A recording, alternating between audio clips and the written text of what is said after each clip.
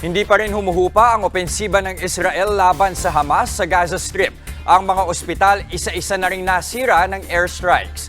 Nasa frontline ng balitang yan, si Camille Samonte. Hindi rason ang pag-atake ng mga Hamas sa pagpulbos ng Israel sa Gaza at pagpaparusa sa lahat ng Palestino. Giniit ito ni United Nations Secretary General Antonio Guterres sa pagpapaulan pa rin ng mga airstrike ng Israel sa Gaza Strip. Mas umiigting na ground operations at harapang bakbakan sa grupong Hamas. Sa satellite images na ito, kitang-kita ang mga gumuhong gusali. Ilang ospital na lang din ang natira. Isa dyan ang Al-Shifa Hospital na napilitang ilabas sa incubators ang mga inaalagaan nilang sanggol. Ayon sa Palestinian Health Ministry, 39 sa mga baby ay posibleng mamamatay anumang oras, bunsod ng kawalan ng oxygen at kuryente. Ang ilang doktor, inooperahan na ang ilang pasyente sa ilalim lang ng flashlight ng cellphone. Patuloy rin sila sa paggamot ng iba pang biktima kahit hirap gumalaw sa dilim. Pagmamakaawa nila, bigyan na sila ng petrolyo.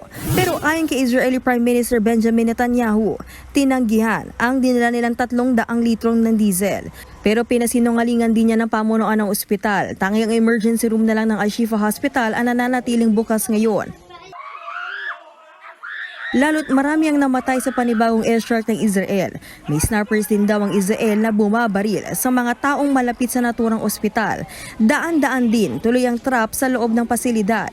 Sa gitna nito, muling nanawagan ng UN ng tigil putukan. Sa kada 10 minuto raw kasi may namamatay na bata.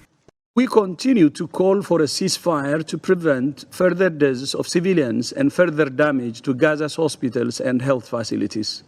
Ang ilang Gazan naman na pinili ng lumikas, dumarating na rin sa Rafah Crossing nang muling buksan ang Gaza-Israel border para sa mga dual citizen na Palestino.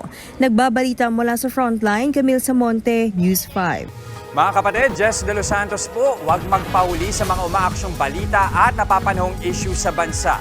Para sa mas malawak na balitaan, mag-subscribe at mag-follow sa social media pages ng News 5.